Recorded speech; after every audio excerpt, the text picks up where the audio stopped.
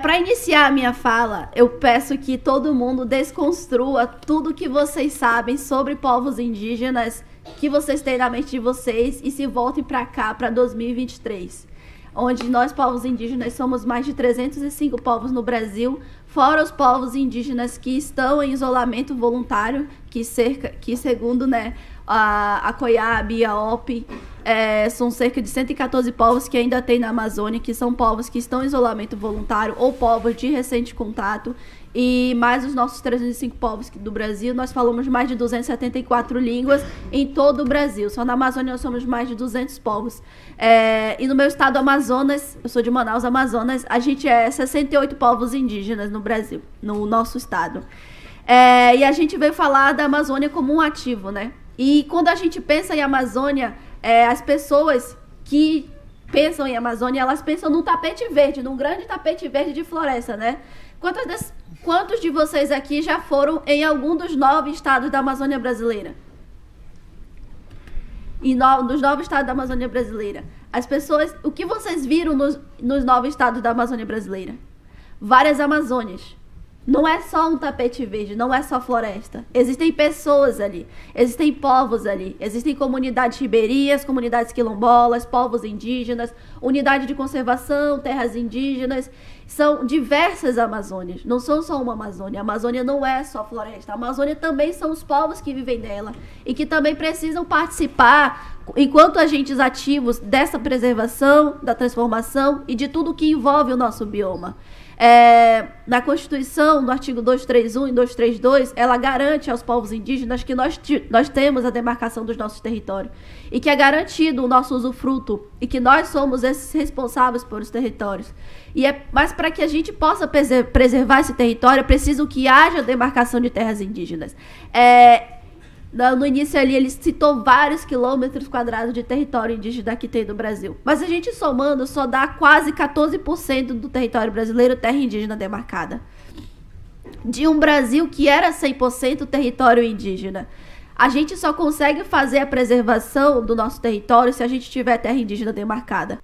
E a gente precisa tornar isso possível.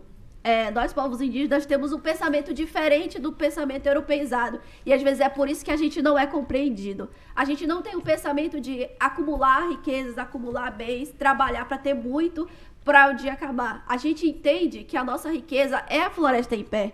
A gente se sente pertencente do território como uma extensão.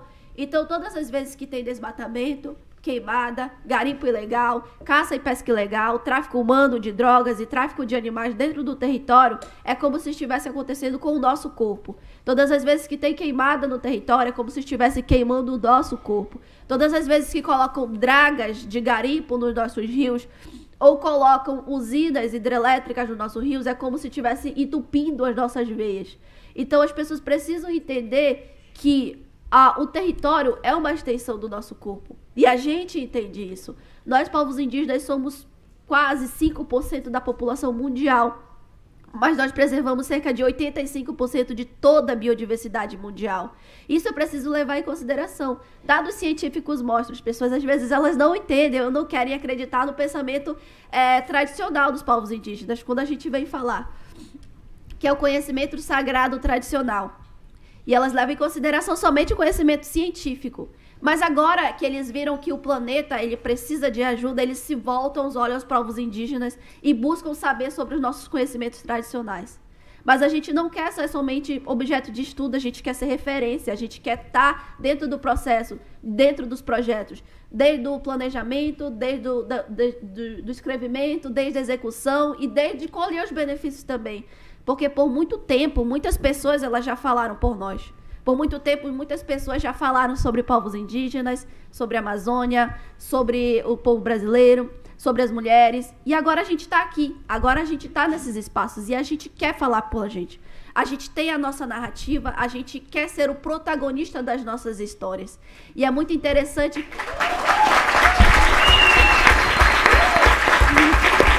Obrigada, gente. E... É muito estranho a gente ter que sair do nosso bioma, né? A gente ter que sair da nossa Manaus, da nossa Amazônia, para ter que falar para as pessoas no outro lugar do mundo, em outro canto do mundo. A gente só não atravessou o oceano, né? A gente ainda tá na América. Mas falar para as pessoas que nosso bioma é importante, que a gente é importante, que a gente precisa participar, que a gente precisa estar dentro da construção, que a gente precisa ser esse agente ativo. Ontem foi aprovada no Ministério, no Congresso, a medida provisória que privatiza florestas públicas e dá licença. É a MP 1151 de 2022. É uma proposta do governo, né, que foi feita no governo anterior, que altera a lei de concessões florestais para favorecer a comercialização da biodiversidade e de crédito de carbono.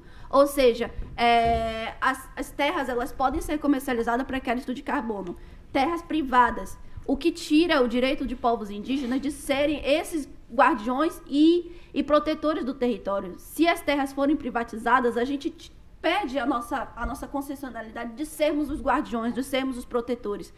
Enquanto os territórios forem demarcados, forem dos povos indígenas, a gente consegue, por vocês, fazer a proteção. Mesmo que isso acabe gerando violências e violações nos nossos territórios. A gente tem dados, a gente tem informações para vocês de que a gente acaba defendendo os territórios com a própria vida. Os nossos povos, eles são assassinados, as nossas meninas, elas acabam sendo estrupadas por ações de garimpeiros, de madeireiros, de caça, pesca ilegal, de todas essas ações que acontecem nos nossos territórios. Mas fazer o que a gente defende com a vida? Se os órgãos que é para ser de proteção não protegem, a gente vai lá e protege. Mas a gente precisa da ajuda de vocês. A gente precisa estar nesses espaços. Eu preciso falar em espaços para vocês que a gente precisa de ajuda e que a gente precisa ser agentes ativos. Acho que os brancos, eles precisam parar de ter esse pensamento. Eu sou salvador da pátria, eu vou dar voz para o indígena. Eu não vou ser...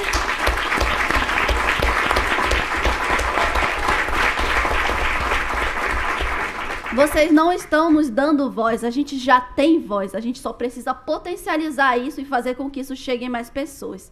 E por enquanto é isso, gente. Obrigada.